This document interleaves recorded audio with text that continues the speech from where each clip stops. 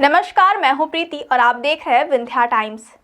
मध्य प्रदेश विधानसभा के शीतकालीन सत्र के तीसरे दिन सदन में उस समय एक अनोखा नजारा देखने को मिला जिसने वहां मौजूद हर शख्स को हैरत में डाल दिया। आमतौर पर शांत और औपचारिक माहौल में चलने वाली सदन की कार्यवाही उस वक्त अचानक तब सुर्खियों में आ गई जब कांग्रेस के वरिष्ठ विधायक सुनील उइके बंदर का वेश धारण कर विधानसभा परिसर में पहुंच गए। चेहरे पर बंदर का मास्क, हाथ में विरोध का पोस्टर और साथ में एक नकली उस्तरा। यह दृश्य किसी नाटकीय प्रदर्शन की तरह लग सकता था, लेकिन इसके पीछे संदेश बेहद गंभीर था, जिसका संकेत देने की कोशिश विधायक ने बेहद अनोखे तरीके से की।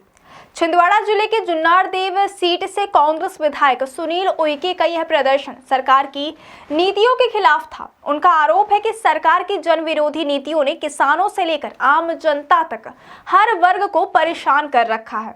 जैसे ही वे इस वेश में विधानसभा परिसर के भीतर दाखिल हुए, वहां मौजूद लोगों की पहले हंसी छूटी, लेकिन कुछ ही पलों में सभी समझ गए कि उनके इस रूप के पीछे एक गहरी राजनीतिक चोट छिपी हुई है। विरोध के इसी मंच पर विपक्षी विधायकों ने बंदर के हाथ में उस्तरा जैसी कहावत का नारा लगाकर सरकार पर तीखा हमला बोल दिया। उनका कहना है कि सरकार जनता को मूर्ख बना रही और हर वर्ग के अधिकारों पर प्रहार कर रही है। इस प्रदर्शन का नेतृत्व खुद नेता प्रतिपक्ष उमंग सिंघार ने किया। कांग्रेस ने इसे जनता की पुकार बताया तो सत्ता पक्ष ने इसे सीधे सदन की मर्यादा और गरिमा के खिलाफ बता दिया। सत्ता पक्ष का कहना है कि विधानसभा वह जगह है जहां गंभीर मुद्दों पर चर्चा होती है और ऐसे वेशभूषा वाले प्रदर्शन से लोकतांत्रिक मूल्यों को ठेस पहुंचती है।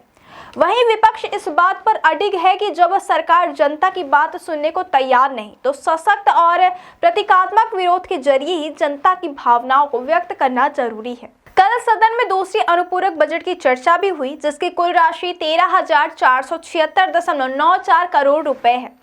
वित्त मंत्री जगदीश देवड़ा ने मंगलवार को यह बजट सदन में पेश किया था। इस बजट में कई महत्वपूर्ण क्षेत्रों को विशेष फंड आवंटित किए गए हैं। ग्रामीण विकास का सबसे बड़ा हिस्सा भी मिला। प्रधानमंत्री आवास योजना के लिए 4,000 करोड़ रुपए और लाडली बहना योजना के लिए 1,794 करोड़ का प्रावधान रखा गया है। किसानों के समर्थन मूल्य के भुगतान के लिए 2,001 करोड़ जबकि आपदा राहत मद के लिए 77.20 करोड़ रुपए आवंटित किए गए। इसके अलावा भावांतर योजना के लिए 500 करोड़ रुपए का प्रावधान भी शामिल किया गया। बजट के अन्य प्रमुख प्रावधानों की बात करें तो नर्मदा घाटी विकास परियोजना के लिए 600 करोड़ रुपए, बरगी डायवर्जन के लिए 200 करोड़, अमृत 2.0 योजना के लिए तहत 365 करोड़ रुपए और नए जेट विमान की खरीद के लिए 5.40 करोड़ रुपए रखे गए हैं।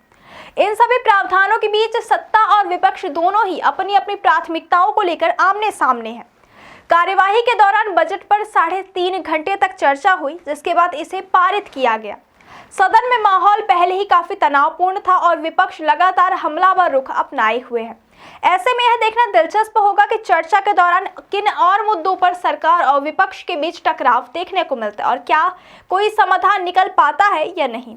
विपक्ष का आरोप है कि किसान खाद की कमी से परेशान है, बिजली संकट गहराता जा रहा है और सरकार इन मूल समस्याओं से ध्यान भटका रही है।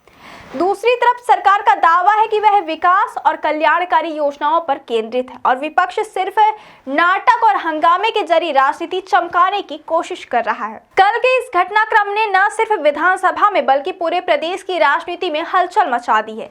एक विधायक का बंदर बनकर सदन में प्रवेश करना निश्चित तौर पर एक असामान्य घटना है, लेकिन यह भी सच है कि इस घटना ने सरकार की नीतियों को लेकर जनता के मुद्दों पर एक बार फिर फोकस ला दिया है। क्या यह प्रदर्शन जनता की आवाज को मजबूती देगा या इसे केवल एक राजनीतिक नौटंकी मानकर नजरअंदाज कर दिया जाएगा? यह आने वाले दिनों में ही साफ होगा।